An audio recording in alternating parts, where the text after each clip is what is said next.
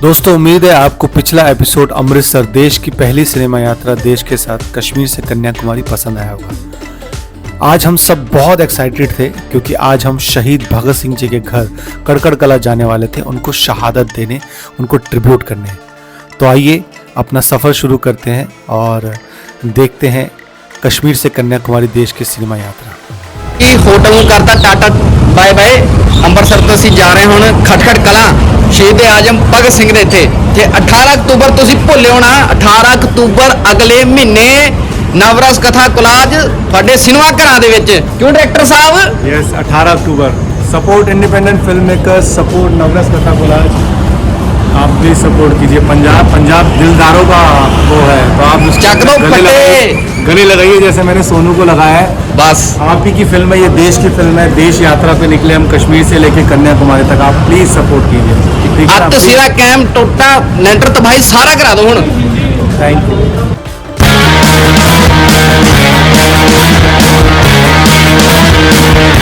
ते अंकित भाई आपको कैसा लग रहा है नवरस कथा कोलाज के साथ जुड़कर? जर्नी जो है स्टार्ट है और बहुत दूर तक जाना है। अभी हम लोग की शुरुआत हुई है, तो लोग घूम रहे हैं, प्रचार कर रहे हैं, एडवर्टाइजमेंट कर रहे हैं, जिससे ज़्यादा से ज़्यादा लोग मूवी को देखें। आप लोग वीडियो को ज़्यादा शेयर करना, जो हम लोग की मेहनत है उसका ऐसे यानी कि बेनिफिट हो, बढ़िया से बेनिफिट हो।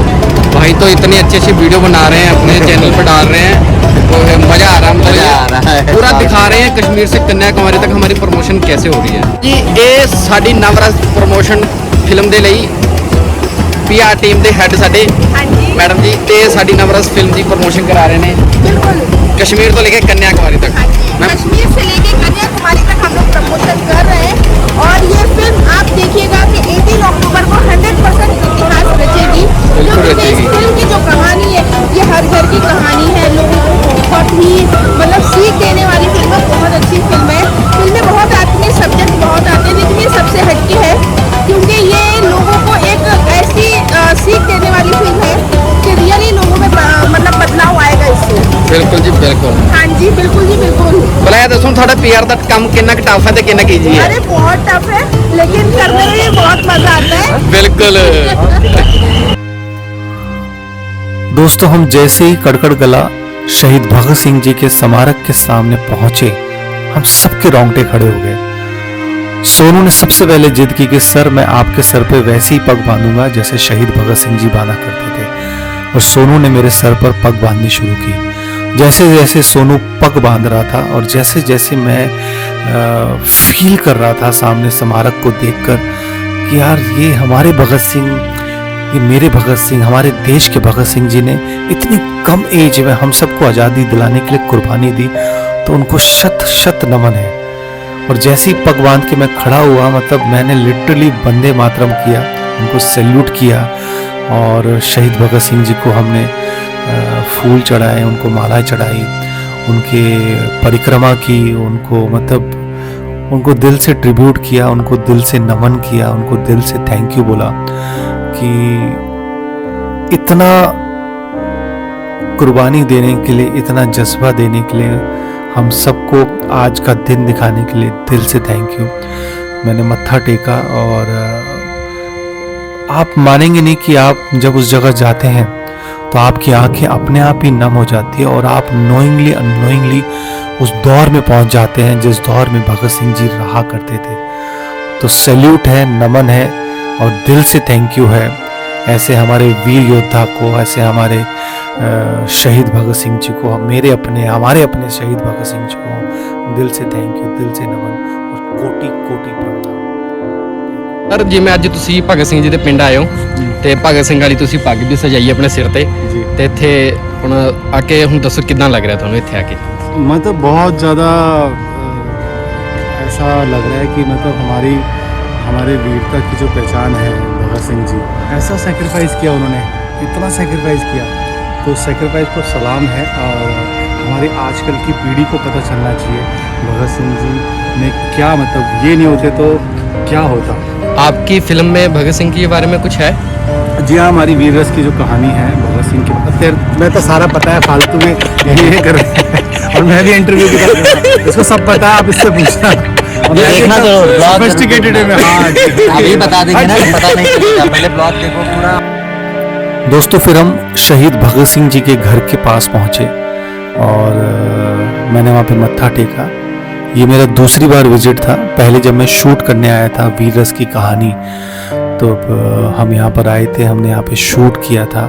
उस वक्त भी उस वक्त तो मैं एक्ट कर रहा था, दिलेर का रोल कर रहा था और शहीद भगत सिंह जी के ऊपर ही हमने वीर रस की कहानी लिखी है नवरस कथा कोलाज के, क्योंकि मुझे लगता है कि अगर हम वीरता की बात कर रहे हैं तो शहीद भगत सिंह जी का नाम ना आए तो वो वीरता पूर्ण नहीं है, वो संपूर्ण नहीं होगी अगर हम वीरता में शहीद भगत सिंह जी को शहादत ना दे, उनको ट्रिब्यूट ना दे, उनका नाम पहले ना लेके आए।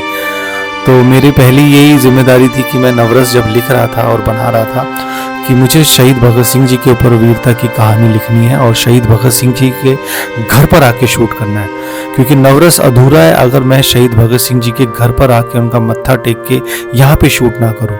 तो उस वक्त भी हमारे अंदर बहुत ही देशभक्ति की फीलिंग थी। उस वक्त भी ऐसा लग रहा था कि यार शहीद भगत सिंह जी यहाँ रहते थे, इस घर में रहते थे, ऐसे खेलते थे। ये देखिए उनका बाहर ऐसे पोस्टर लगा हुआ है शहीद भगत सिंह जी का। और मैंने अपने पूरे मीडिया भाई को भी बताया जो मेरे इंटरव्यू लेने आए थे, उन सबको बताया कि किस तरह से हमने यहाँ पर शूट किया और यहीं पर शहीद भगत सिंह जी की जो कहानी है, क्योंकि मेरी नज़र में आज भी जो बच्चे रॉ एजेंट हैं, जो रॉ के लिए काम करते हैं, वो भी भगत सिंह ही हैं। वो भी देश के लिए कुर्बानी देते हैं, देश के लिए लड़ते हैं, देश के लिए देशभक्ति दिखाते हैं। तो उन्हीं को ट्रिब्यूट करते हुए मैंने वीर रस को भगत सिंह जी को जोड़ा है आज की युवा से, ताकि आज की युवा रिलेट कर सके कि भगत सिंह जी ने किस तरह की कुर्बानी दी और आज भी भगत सिंह पैदा होते हैं। यही मैंने दिखाने की कोशिश की हमारी वीर रस की स्टोरी में, जो आप देखेंगे। तो दोस्तों ये जो पूरा वहाँ पर हम तकरीबन 2-3 घंटे रहे थे। हमारी प्रेस कॉन्फ्रेंस लगातार चली थी।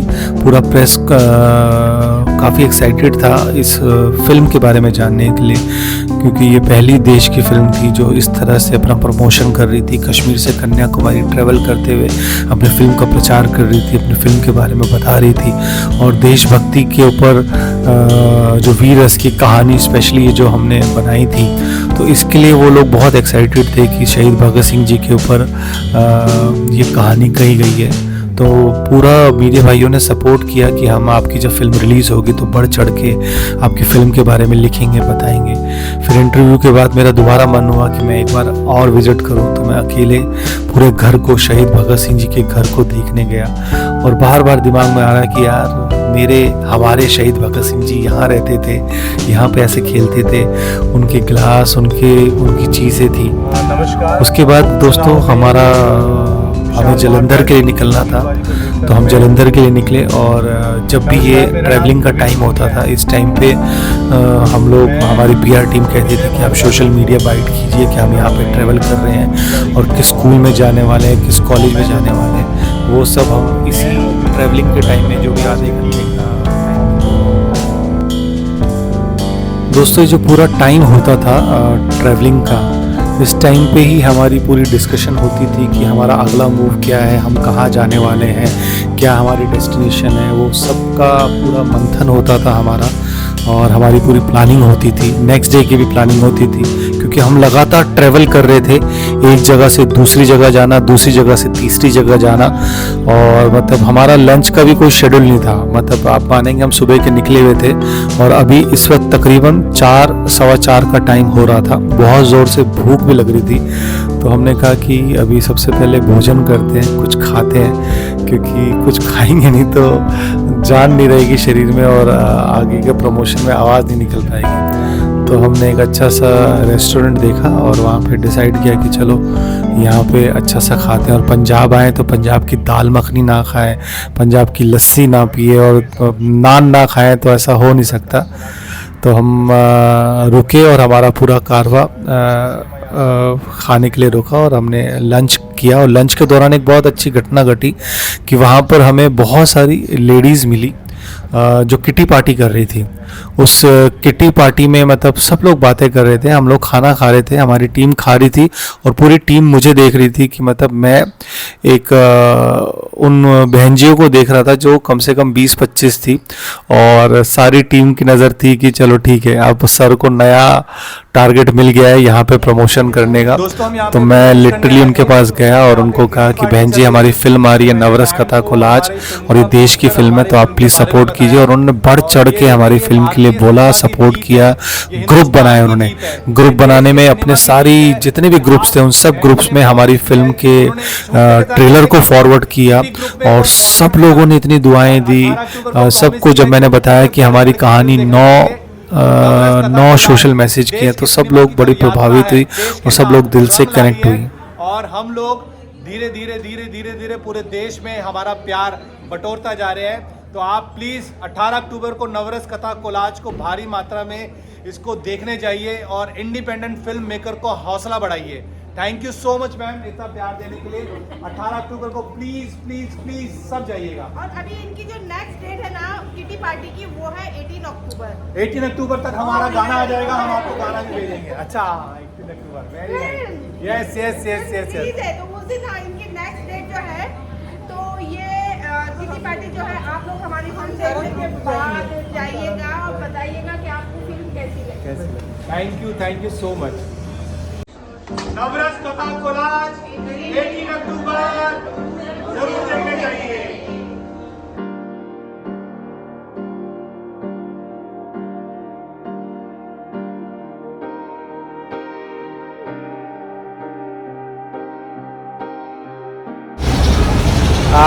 हम लोग यहाँ पे खाना खाने आए थे तो पाजी ने हमारा ट्रेलर देखा। कैसा लगा आपको? बहुत बढ़िया लगा सर। आप देखने जाएंगे 18 अक्टूबर को? पूरा देखे ये तो। और देखिए नवरस कथा कोलाज का मैजिक पाजी ने खुद पोस्टर मांगा और खुद वो अपनी कार के आगे लगा रहे हैं। तो नवरस का मैजिक सर चढ़ के बोल रहा है हमारा देश, ये देश के सिनेमा की यात्रा है, देश के साथ है। तो सब लोग पूरे देशवासी हमारे साथ सपोर्ट कर रहे हैं, हमें बहुत हमारा हौसला बढ़ा रहे हैं। तो ये इंडिपेंडेंस फिल्म मेकर की जीत है, देश की जीत है। तो 18 अक्टूबर को आप सब लोग बढ़ चढ़ के प्लीज़ प्लीज़ प्लीज़ आइएगा हमारी फिल्म नवरस कथा कोलाज, हमारी देश की फिल्म नवरस कथा कोलाज देखने, है ना? आएंगे ना पाजी? सर आएंगे 18 बजे आएंगे, छुट्टी करके जाएंगे। यार देखा क्या कहा इन्होंने, छुट्टी करके जाएंगे। ये है सिनेमा की पावर, देश के सिनेमा की power. Thank you so much पाजी, थैंक यू सो मच पाजी। ये देखिए ये पोस्टर हमने लगाया यहाँ पे यहाँ पे,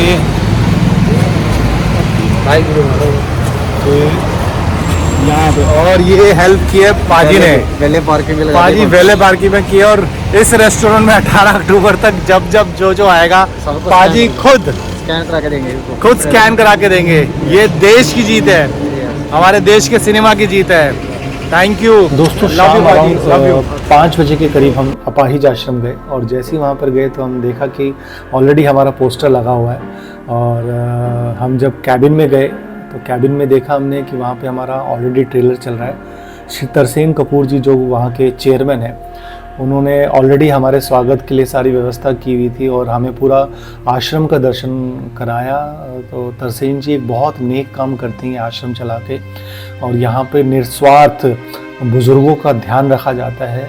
जो स्वार्थी बच्चे अपने माँ बाप को अनाथ छोड़ जाते हैं वृद्धावस्था में, तरसेन जी उनका पूरा ध्यान रखते हैं, उनकी केयर करते हैं, उनके खाने पीने की सारी व्यवस्था करते हैं और बिल्कुल निःशुल्क।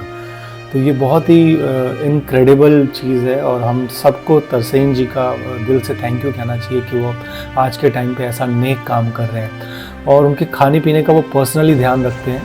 और वहाँ पर कई माताएं थी, उन्होंने अपना दुख बताया कि किस तरह से वो उनके बच्चे छोड़ गए, लेकिन श्री तरसेन जी वो अब उनके पिता समान हो गए और वो इतना केयर करते हैं उनकी। आप देखिए जो ये गायें पाल रखी हैं और इन गायों का ओरिजिनल दूध, प्योर दूध सारे वृद्ध लोगों को दिया जाता है। और फिर उसके बाद तरसेन जी ने हमारा आदर सत्कार किया, हमें शॉल पहनाया और ये श्री राम जी की फ़ोटो हमें दी और हमारा हौसला बढ़ाया। और मैंने भी उनको प्रॉमिस किया जिस दिन हमारी फिल्म रिलीज़ होगी आश्रम के 100 लोगों को मैं हमारी फिल्म की टिकट दूंगा। और स्पेशली मैं जलंधर भी आया जब हमारी फिल्म रिलीज़ हुई थी 25 अक्टूबर को। 25 अक्टूबर के बाद 26 अक्टूबर को जलंधर में शाम का शो रखा गया और सारे जितने भी आश्रम के लोग थे उन सबको हमने फिल्म दिखाई, उन सबका मनोरंजन किया। तो बहुत अच्छा लगा इस जगह पर आके, इस पवित्र जगह आके। और कई माताओं जी का दुख सुन के मुझे ऐसा हुआ कि मुझे कुछ लिखना चाहिए।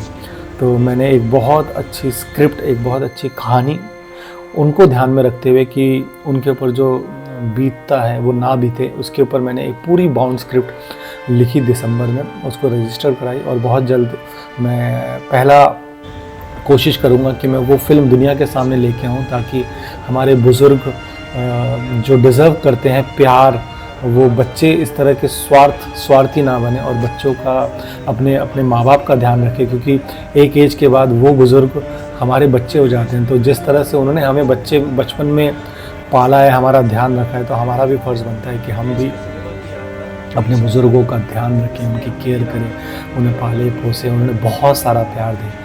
तो यहाँ पे अपाहिज आश्रम के बाद हमारा रेडियो 91 में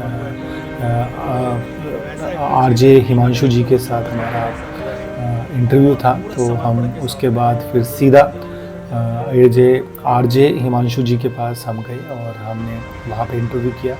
तो आइए हम वो सुनते हैं रेडियो में हिमांशु जी के द्वारा।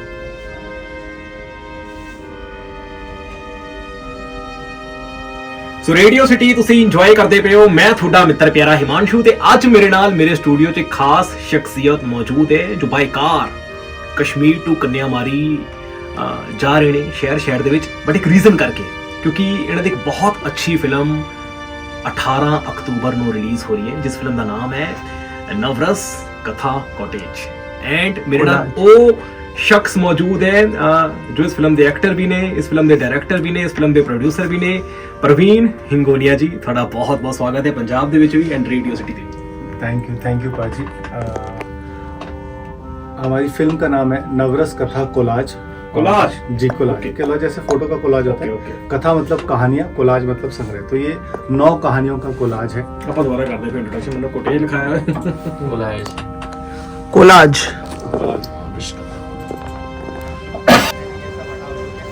अच्छा सिनेमा बनाने पे ध्यान दिया और वो बना भी। आप मानेंगे कि रिलीज से पहले 58 अवार्ड हमारी फिल्म।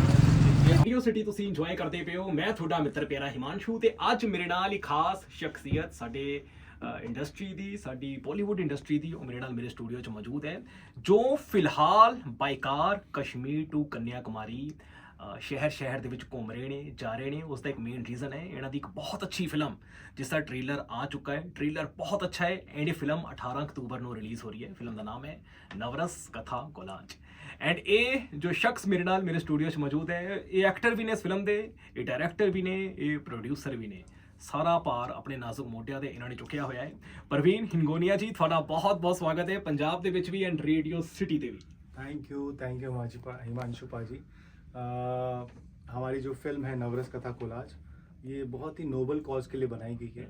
9 जो सामाजिक कुरीतियाँ हैं, जैसे 9 इमोशंस होते हैं, 9 इमोशन हमारे जीवन का हिस्सा होते हैं, हास्य रस, रौद्र रस, करुणा रस।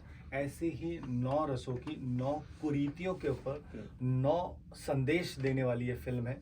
और पाजी मतलब ये हमारे लिए बड़ी गौरव की बात है कि ये हमारे देश की फिल्म है और इसने रिलीज से पहले पूरे वर्ल्ड में, ना कि इंडिया में, पूरे वर्ल्ड में 58 अवार्ड्स जीते हैं। और आज 13 तारीख है, Boston international film festival America में ये हमारी फिल्म ओपनिंग फिल्म है। तो ये हमारे लिए बहुत बहुत गर्व की बात है कि मतलब वहाँ पे हमारी फिल्म ओपनिंग है। और ना कि ओपनिंग है, हमारी फिल्म इतनी अच्छी लगी कि उन्होंने हमारी फिल्म को पहले ही अपने सोशल मीडिया, अपने वेबसाइट पे विनर घोषित कर दिया। वो हमें बेस्ट सोशल फिल्म का अवार्ड दे रहे हैं 15 तारीख को। ਜਦੋਂ ਮੈਂ ਟ੍ਰੇਲਰ ਵੇਖਿਆ ਨਾ ਸਰ ਇਸ ਫਿਲਮ ਦਾ, ਤੇ ਮੈਨੂੰ ਇਹ ਫਿਲਮ ਉਹਨਾਂ ਫਿਲਮਾਂ ਦੇ ਵਿੱਚੋਂ ਲੱਗੀ ਕਿ ਜਿਹੜੀਆਂ ਫਿਲਮਾਂ ਆਡੀਅנס ਦੇ ਵਿੱਚ ਬਹੁਤ ਘੱਟ ਆਉਂਦੀਆਂ ਨੇ, ਬਟ ਨੈਸ਼ਨਲ ਅਵਾਰਡਸ ਟਾਈਪ ਜਿਹੜੀਆਂ ਫਿਲਮਾਂ ਅਸੀਂ ਉਸ ਵੇਲੇ ਉਹਨਾਂ ਫਿਲਮਾਂ ਦੇ ਨਾਮ ਸੁਣਦੇ ਹਾਂ, ਇੱਕ ਥੀਮ ਬੇਸਡ, ਇੱਕ ਅੱਛੀਆਂ ਫਿਲਮਾਂ, ਬਟ ਕਿਸੇ ਕਾਰਨ ਕਰਕੇ ਕਮਰਸ਼ੀਅਲਾਈਜ਼ ਜ਼ਿਆਦਾ ਨਾ ਹੋਣ ਕਰਕੇ ਇਹ ਫਿਲਮਾਂ ਥੋੜ੍ਹੀਆਂ ਜਿਹੀਆਂ ਆਡੀਅנס ਦੀ ਰੀਚ ਤੋਂ ਘੱਟ ਜਾਂਦੀਆਂ ਨੇ। ਬਟ ਟ੍ਰੇਲਰ ਵੇਖ ਕੇ ਬੜੀਆਂ ਸਾਰੀਆਂ ਚੀਜ਼ਾਂ ਮੇਰੇ ਦਿਮਾਗ 'ਚ ਆਈਆਂ ਕਿ ਜਿਵੇਂ ਅਸੀਂ ਲਾਈਵ ਥੀਏਟਰ ਕਰੀਦਾ ਸਟੇਜ ਦੇ ਉੱਤੇ, ਉਹ ਥੀਏਟਰ ਦੀ ਲੁੱਕ ਇਹਦੇ ਵਿੱਚ ਦਿਖੀਏ, ਉਹ ਵੱਖਰੇ ਵੱਖਰੇ ਸ਼ੇਡਸ ਦਿਖੇ ਨੇ, ਚਾਹੇ ਤੁਹਾਡਾ ਕਰੈਕਟਰ ਹੋਵੇ, ਤੁਸੀਂ ਅਲੱਗ-ਅਲੱਗ ਆਈ ਥਿੰਕ 9 ਕਿਰਦਾਰਾਂ ਦੇ ਵਿੱਚ ਹੋ। ਸੋ ਇੱਕ ਥੀਏਟਰ ਆਰਟਿਸਟ ਹੀ ਪਰਫਾਰਮ ਕਰ ਸਕਦਾ ਹੈ। ਐਂਡ ਮੇਰੇ ਹਿਸਾਬ ਦੇ ਨਾਲ ਸਾਡੇ ਦੇਸ਼ ਦੇ ਜਾਣੇ ਮਾਣੇ ਸਾਰੇ ਥੀਏਟਰ ਆਰਟਿਸਟ ਇਸ ਫਿਲਮ ਦੇ ਵਿੱਚ ਇਨਵੋਲਵ ਨੇ।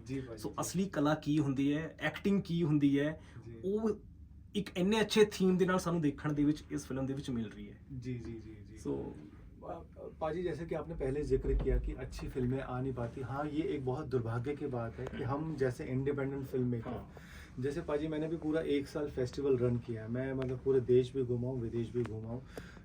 इस दौरान मुझे लगा कि हमारा जो भारत है और भारत का जो सिनेमा मैंने देखा इन फेस्टिवल्स में, वो मतलब इनक्रेडिबल है। अगर आपको मेरी फिल्म बहुत अच्छी लगी है, आप इतना अप्रिशिएट कर रहे हैं, तो मैं ये कहूँगा कि वो 20% है। 100% तो खजाना पूरे देश में, पूरे भारत में है।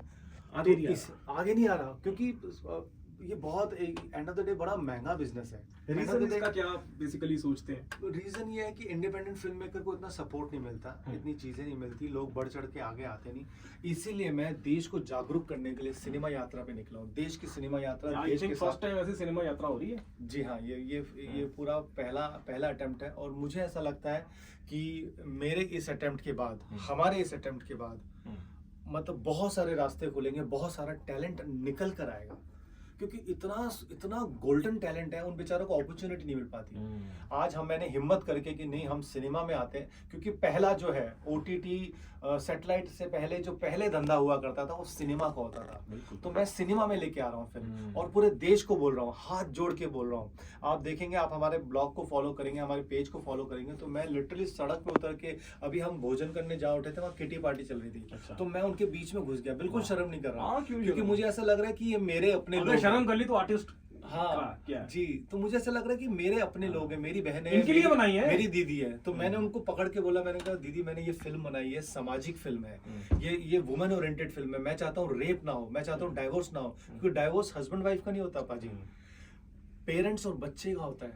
सबसे पहला जो शिकार होता है वो बच्चा होता है। हस्बैंड भी थोड़े टाइम रो के शादी कर लेता है, वाइफ भी कर लेती है, लेकिन बच्चा बाप की थोड़ा ना लेके आ जाएगा वो। तो ये देखने वाली बात है। तो उस पर अद्भुत रस में मैंने बहुत मैसेज किया है। डोमेस्टिक वायलेंस में मैंने करुणा रस का मैसेज दिया है, मतलब कि इतना, और लोग कितने रस है इस फिल्म में? 9 रस, 9 इमोशंस जो होते हैं हमारे, हास्य रस, रौद्र रस, अद्भुत रस, श्रृंगार रस, भयानक रस, विभत्स रस, शांत रस, इस तरह से 9 रसों का ताना बाना है। और एंथोलॉजी है ये, 8 कहानियां क्यों घट रही है वो 9वीं कहानी में पता चल रहा है। तो ऐसा नहीं है कि मतलब हमने संदेश डायरेक्ट दिया जाए तो प्रीची लगता है, वो बोर करता है, बट हमने इसको घुमा फिरा के, क्योंकि एक सिनेमा, एक फिल्म मेकर का पहला कर्तव्य है कि अपने दर्शक को एंटरटेन करे।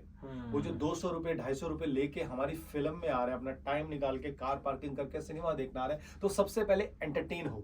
तो इसलिए मेरे दिमाग में ये था कि मैं कहानियां जो मैं संदेश के माध्यम से कहना चाहता हूँ वो एंटरटेन करे। इसलिए मैंने कुछ सस्पेंस का एंगल लिया, कुछ रोमांस एंगल लिया, कुछ ऐसे डे टू डे वाली लाइफ ली, तो वो लोगों को पहले एंटरटेन करती है, फिर घुमा के हम मुद्दे पे लाती है, फिर सोचने में मजबूर करते हैं अच्छा ऐसा हुआ। और लास्ट की जो कहानी है शांत रस की, मतलब स्लाइस ऑफ लाइफ है। मैं बहुत ज्यादा खोल नहीं सकता, लेकिन एक हल्का सा एग्जांपल देता हूँ। जैसे पाजी मैं आपको बोलता रहा हूँ, अरे हिमांशु पाजी मैंने ये झंडे गाड़ दिए, ये कर दिया, वो कर दिया, तो व्हाट्सएप पे क्या लिखेंगे?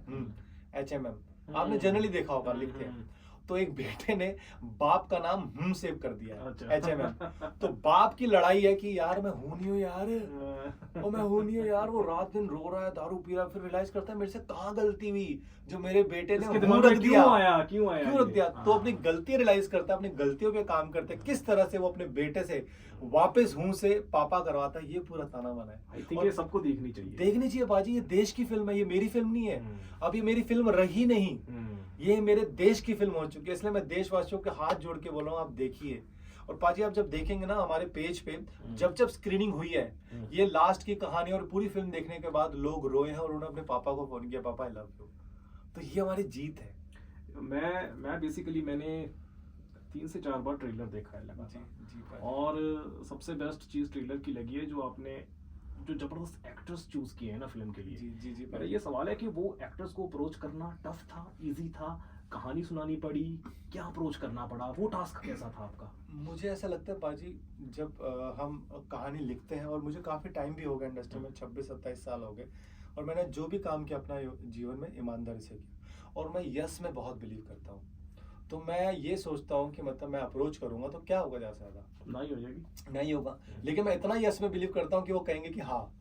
और आप देखिए राजेश शर्मा, ये सारे दिग्गज एक्टर अरे हैं, दिग्गज एक्टर है सारे छाए हुए आज की डेट में हाँ। फिल्म चाहे इंडस्ट्री वो में। ओटीटी के हों, चाहे वो फिल्म इंडस्ट्री के सारे हों, दिग्गज सभी हैं। सभी वेल नोन फेस है। हाँ, तो जैसे मैंने इनको, क्योंकि ये भी देशवासी है, मेरे भारत के देशवासी हैं, जैसे मैं आपसे सपोर्ट मांग रहा हूँ पाजी, आप बताइए हमारी फिल्म का प्रचार कीजिए, वैसे ही मैंने जब इनको थॉट बताया तो एकदम से कनेक्ट हो गए। इन्होंने पैसों की बात बाद में की, उन्होंने कहा शूट कब करना है। तो ये मैजिक है स्क्रिप्ट का, कहानियों का, और ये परमात्मा ने बनाई है पाजी। मेरी क्या औकात कि मैं लिख सकूं या शूट कर सकूं, कृष्ण भगवान ये सब करवा रहा है, और वही यात्रा पे निकाला हुआ है, वही कर रहा है, इसमें मेरा 0 क्रेडिट है। मैं बस ब्लेस हूँ कि वो उसने मुझे गिफ्ट दिया है कि मैं सोच पाता हूँ और कर पाता हूँ। एक चीज और है, आपने लिखी है, ठीक है, आपने किरदारों को ढूंढा है जी। आपने कास्टिंग की है आप किसी प्रोड्यूसर के पास गए थे, या खुद ही आके मैं खुद ही प्रोड्यूस करूंगा, या कि ये कॉन्सेप्ट लेकर किसी बड़े प्रोड्यूसर के पास गए? नहीं, मैंने ये खुद ही प्रोड्यूस की है, और पहली जो कहानी थी वो मैंने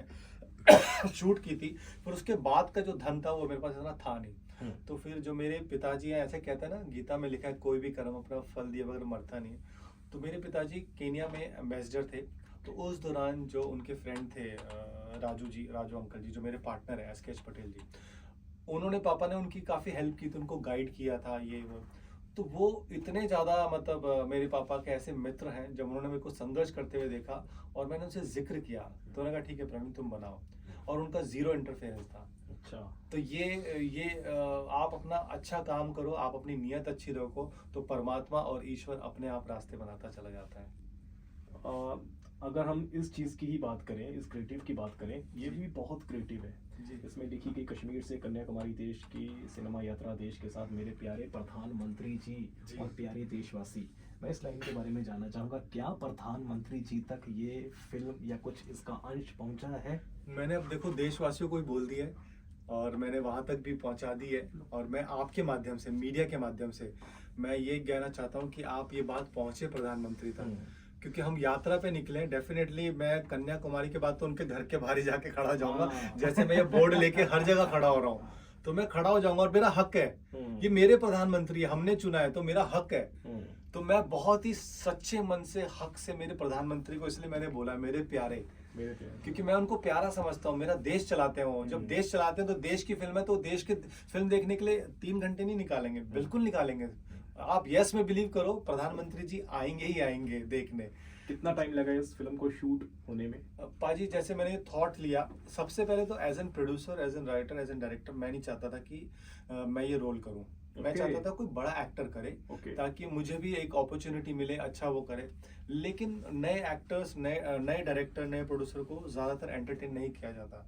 उसके पीछे भी गणित सही है, वो एक मुकाम पे पहुंचे। वो चाहते हैं कि स्टैब्लिश प्रोड्यूसर हो, ये बना पाएगा नहीं बना पाएगा, डायरेक्टर कर पाएगा नहीं कर पाएगा। मेरे पास टैलेंट बहुत था, लेकिन ऐसा कुछ दिखाने के लिए नहीं था। तो फिर बहुत सारा ढूंढने ढांढने के बाद फिर मुझे ऐसा लगा कि मैं खुद ही करता हूँ, क्योंकि मुझे एक ऐसा एक्टर चाहिए था जो 24 घंटे मेरे साथ रहे। मैं कहूँ उठे तो उठे, बैठे तो बैठे, क्योंकि मुझे रात दिन वर्कशॉप कराने की। आप उसे एक सेकंड भी छोड़ नहीं सकता था, मैं ऐसे पकड़ के रखना चाहता था। मैं कहूँ गंजा हो तो गंजा हो, मैं कहूँ मोटा हो तो मोटा हो, तो वो मिला नहीं। इसलिए आप देखेंगे पाजी इसमें मैं मोटा हुआ हूँ, है ना। इसमें मैंने किन्नर का रोल किया, तो मैं साड़ी पहन। यार किन्नर का रोल आपने किया है? हाँ, अरे वाह, ये तो मेरे दिमाग में भी नहीं। जी, ये पूरे 9 रोल मैंने किए। मैंने उसमें देखा था। जी जब ये वाला भी स्टेप था उसमें। पैदा करने का इतना शौक था तो कॉन्डम इस्तेमाल कर लेते, वो जो लाइन वो बहुत पॉपुलर हो रही है। मैं चाहूंगा, मैं आप ऐसे मत बताइए, मैं चाहूंगा आप सभी किरदारों की एक एक लाइन उस कैरेक्टर में मुझे सुनाइए। ओके ठीक है, तो मैं सबसे पहले हास्य रस से शुरुआत करता हूँ यस में। तो उसमें मैंने जैसे पूरा थिएटर का यूज़ किया है, एक्सटर्नल इंटरनल करेक्टराइजेशन का। तो उसकी एक्सटर्नल करेक्टराइजेशन है कि मतलब हल्का सा लिम्प करता है, हल्का सा चिरकुट टाइप का है। तो क्या चिरकुट लोगों को हीरो बनने का हक नहीं है?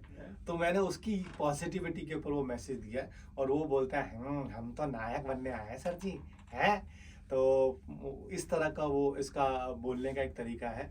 और जो दूसरा है मेरा शांत रस का, मेरी धर्मपत्नी क्रिएटिव हेड है इस फिल्म की, और क्या कॉस्ट्यूम डिजाइन भी किया है उन्होंने। क्या बात तो है। उन्होंने साफ मना कर दिया था कि नो, ऐसी आवाज़ नहीं चलेगी, लेकिन मैं चाहता था कि मैं ऐसी रखूं, तो उसमें मैंने आवाज़ में एक थोड़ा सा खेला है। एक्सटर्नल मोटा हुआ, गंजा हुआ, थोड़े बाल ऐसे रखे, और अनहाइजीन टाइप का, खुजली करता है, डकार लेता है, इस टाइप का। तो उसकी आवाज़ भी मैं चाहता था अनहाइजीन हो, हाँ। तो उसका आवाज़ मैंने इस तरह Irritation हो सुनने में। हाँ, तो उसकी आवाज़ ऐसे लगे, ओ यार, ओ पेंगी यार, ओ मैं हूँ नहीं यार, ओ मैं हूँ नहीं यार, मेरे यार मेरा नाम रख दिया। उसको बोलने का तरीका इस तरह का था, तो वो नहीं करती। मैंने कहा था, मैं प्रियल को मैंने कहा, ट्रस्ट में, आप मुझ पर ट्रस्ट कीजिए, ये वर्क करेगा। और आप मानिएंगे कि मतलब ये कैरेक्टर सबसे ज़्यादा पावरफुल कैरेक्टर है, यही फिल्म का लास्ट कैरेक्टर है, और देखकर लोग रोते हैं, अपने पापा को फ़ोन करते हैं, और पापा को कहते हैं, पापा आई लव यू। क्या बात है, क्या बात है, क्या बात है। Now next one is next one is, मतलब वो हमारे जो किन्नर का श्रृंगार रस की कहानी, उस कैरेक्टर का नाम है बाबा माई। मतलब श्रृंगार रस की जो पहचान है, मतलब मैंने उनके जरिए दिखाने की कोशिश की है। बाबा माई, बाप भी बेटा भी। अच्छा। अरे पैदा करने का इतना शौक था तो कॉन्डम ही इस्तेमाल कर लेते। और बाकी आगे की लाइन नहीं बोलूंगा, थोड़ा अब्यूजिंग लाइन है, तो ये इस तरह का ये है वो। और जो हमारे जो अपना वीर रस की जो है, जो भगत सिंह के ऊपर कहानी है, फिक्र ना सर जी, दिलेर अपनी जान लगा देगा लेकिन अपने मुंह से एक शब्द नहीं बोलेगा, वो उस तरह का वहाँ पे किरदार है। और डोमेस्टिक वायलेंस में तो बहुत ही ज़्यादा गाली गलौज, वो मारना पीटना, इस तरह की ये पूरा ताना बाना है 9 कैरेक्टरों का। बट आप किसको इसमें ये पाजी मैंने ट्रिब्यूट दिया है, क्योंकि आप हम हमारा जो बचपन बीता है साप्ताहिक का बीता है, जब दूरदर्शन पे साप्ताहिक आती थी, और सूटकेस में ना वीसीआर जाता था, एक दिन में 3 फिल्में चलती थी। तो मैंने ट्रिब्यूट दिया है इस फिल्म को संजीव कुमार साहब को और कमल हसन साहब को। मेरे मतलब ये समझ लीजिए, मैं एकलव्य हूँ, वो मेरे गुरु है। मतलब आपने देखा होगा, नया दिन नई रात में 9 रोल किए, 10 अवतार में 10 रोल किए, कमल हसन साहब ने डेढ़ रोल किया पूरा। जब मुझे इस तरह का सिनेमा बहुत पसंद था, तो फाइनली जब मैं प्रोड्यूसर बना, और तो मेरे को लगा कि इस तरह का सिनेमा एक चीज़ में ना, इसकी मैं भी थिएटर आर्टिस्ट हूँ, मैं पिछले 15 साल से थिएटर कर रहा हूँ। अरे वाह। और इसकी एक चीज़ में ना, एक चीज़ में क्रिएटिविटी लग रही है। ऐसे लग रहा है कि अगर ये चीज़ भी है ना, इसके ऊपर भी आई थिंक महीना लगाया गया होगा, सोचा गया होगा। इसको बनाने के लिए ये कोई रातों रात नहीं बन गई चीज़। तो ऐसी क्रिएटिविटी से भरी हुई चीज़ मैं बहुत ज़्यादा, मतलब मेरे अंदर मैं दिखा नहीं सकता। मैंने आपको जब आप डायलॉग बोल रहे थे, मेरे रोंगटे खड़े हो रहे थे, क्योंकि एक जब जो कलाकार अपनी क्रिएटिविटी दिखाता है, एकदम से कैरेक्टर चेंज करना, अपने आप को स्प्लिट पर्सनैलिटी बना लेना, तो ऐसी कला देखना, ऐसे अच्छे टॉपिक के साथ और इतने मंझे हुए एक्टर्स के साथ, ये फिल्म आई थिंक हमारे प्रधानमंत्री को नहीं, बाकी देशों के प्रधानमंत्री को भी देखनी चाहिए। बिल्कुल सही कहा पाजी, क्योंकि ये मुद्दा तो यूनिवर्सल है ना। यूनिवर्सल रेप तो पूरे वर्ल्ड की समस्या है, डाइवोर्स, डोमेस्टिक वायलेंस, हर जगह। तो बहुत अच्छा आपने बोला, थैंक यू पाजी। तो बहुत अच्छी आपकी जितना हमने ट्रेलर देखा है और आपके साथ लाइव बैठ के जो बातें की है, उससे भी 100 गुना ज़्यादा अब एक्साइटमेंट बढ़ गई है।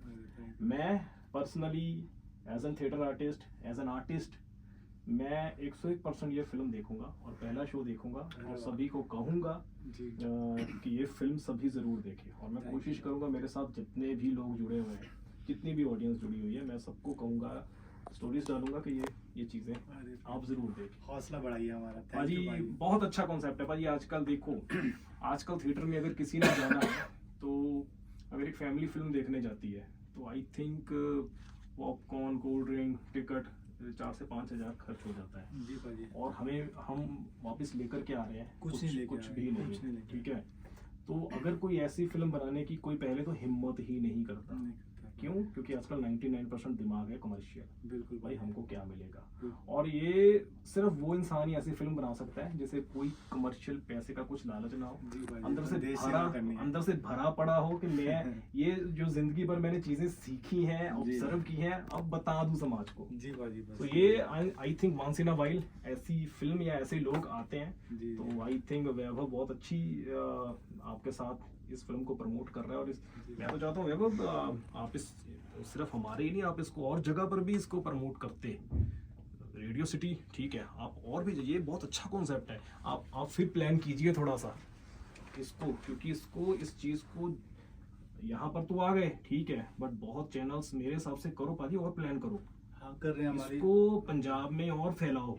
जी मैं सोच रहे हैं कि ਅੱਜ ਤੁਸੀਂ ਚੰਡੀਗੜ੍ਹ ਜਾਣਾ ਹੈ, ਈਸਟਵੁੱਡ ਵਿਲੇਜ ਦੇ ਵਿੱਚ ਹੋ ਕੇ ਜਾਣ, ਉੱਥੇ ਐਜ਼ ਅ ਪੋਸਟਰ ਨੂੰ ਕਰਨ। ਕੋਸ਼ਿਸ਼ ਕਰੋ ਵੈਭਵ ਕਿ ਨਾ ਇੰਟਰਵਿਊਜ਼ ਥੋੜਾ ਜਿਹਾ ਜੇ ਪੈਸਾ ਵੀ ਇਹਨਾਂ ਨੇ ਅੱਜ ਉੱਥੇ ਜਾਣਾ ਨਹੀਂ ਤਾਂ ਆਪਣੇ ਕੋਲ 2-3 ਕਰੋ ਹੋਰ ਯਾਰ, ਇਹ ਚੀਜ਼ ਤੇ ਬਹੁਤ ਅੱਛੀ ਚੀਜ਼ਾਂ ਆ ਯਾਰ। ਇਹ ਜੇ ਤੁਸੀਂ ਹੁਣ ਨਹੀਂ ਟਾਈਮ ਜਿੱਦਾਂ ਮਰਜ਼ੀ, ਮੇਰੇ ਹਿਸਾਬ ਨਾਲ ਤੇ ਮੈਂ ਇੱਕ ਪਰਸਨਲ ਰਾਏ ਆ, ਇਸ ਚੀਜ਼ ਨੂੰ ਥੋੜਾ ਜਿਹਾ ਭਾਵੇਂ ਪੈਸਾ ਖਰਚ ਕੇ ਕਿਤੇ ਇੰਟਰਵਿਊ ਕਰੋ, ਕੁਝ ਕਰੋ, ਮਤਲਬ ਇਸ ਚੀਜ਼ ਨੂੰ ਆਓ ਲੈ ਕੇ ਥੋੜਾ ਜਿਹਾ ਇਹਨੂੰ ਹੋਰ ਚੈਨਲਾਈਜ਼ ਕਰੋ। ਉਹ ਰੇਡੀਓ ਬਾਕੀ ਮਿਰਚੀ ਲੈ ਜਾਇਓ, ਉਹ ਤਾਂ ਹੈਗੀ ਆ, ਲੈ ਜਾਓ ਹਰ ਰਿਕਾਰਡ ਤਾਂ ਨਹੀਂ ਹੋਣਾ ਮਿਰਚੀ ਦਾ ਨਾਂ ਆ ਰਿਹਾ।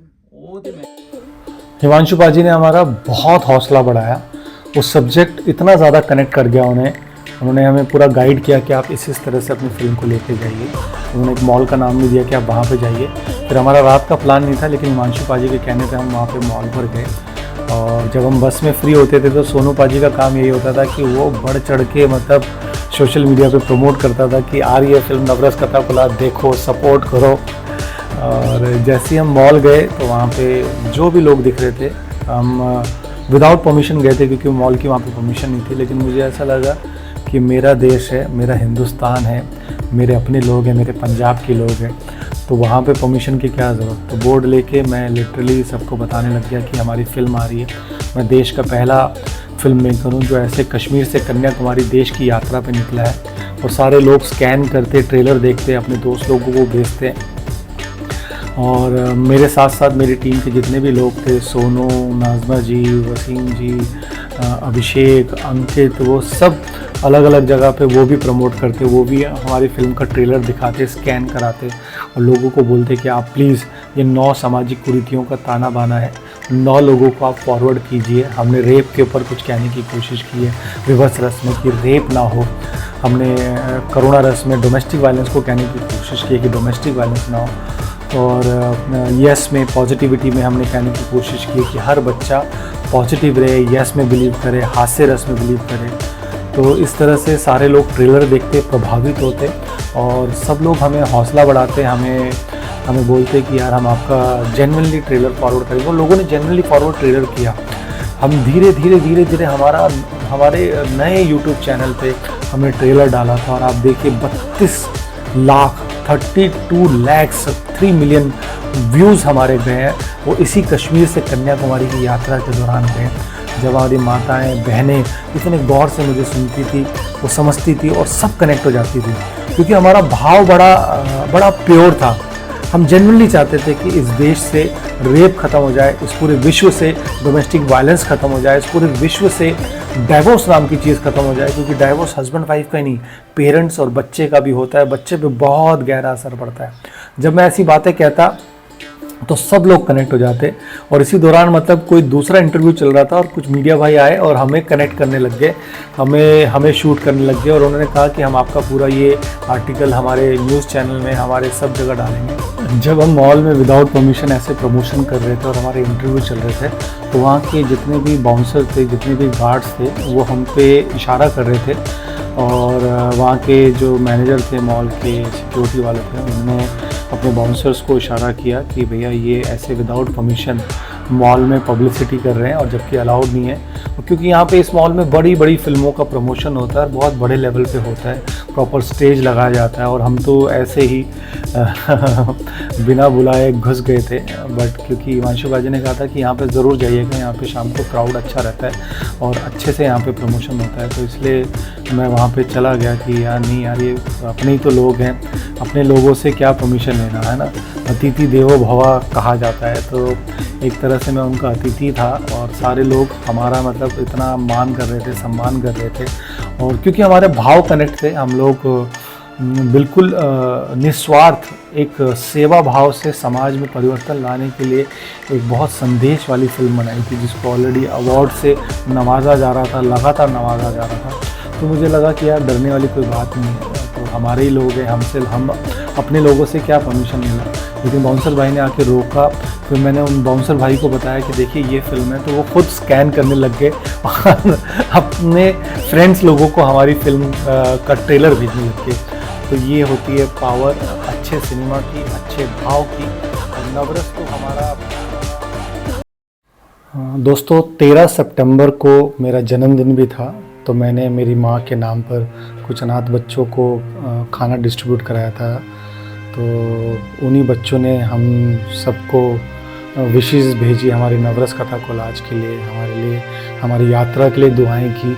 और सब बच्चों ने उस दिन हमारे नाम पे, मेरे जन्मदिन के नाम पे भोजन किया। और ये बहुत ही प्यारा संस्था है स्माइल इंडिया। आप हो सके तो इन बच्चों को, भूखे अनाथ बच्चों को, जब भी आपका मन करे, जितना भी गुंजाइश हो, एक थाली इनकी 56 रुपीज़ की होती है। और आपका कोई भी ओकेशन आता है, आपके घर में किसी का जन्मदिन आता है, बच्चे का, मम्मी का, पापा का, तो आप प्लीज़ इन बच्चों को, इन संस्थाओं को ये भोजन करने के लिए आप एक अपनी श्रद्धा अनुसार कुछ डोनेट किया कीजिए, ताकि बच्चे भूखे ना रह पाएँ और ये बच्चे हमेशा उनका पेट भरा रहे। तो प्लीज़ उनको सपोर्ट कीजिएगा। Thank you. Wish you very very happy birthday sir, and thank you so much कि आपने अपने बर्थडे पर इन सभी बच्चों के लिए पैक फूड भिजवाया। मेरे साथ ये बच्चे भी आपको बर्थडे विश करना चाहते हैं। Happy birthday to you, happy birthday to you, happy birthday to you, thank you so much, thank you so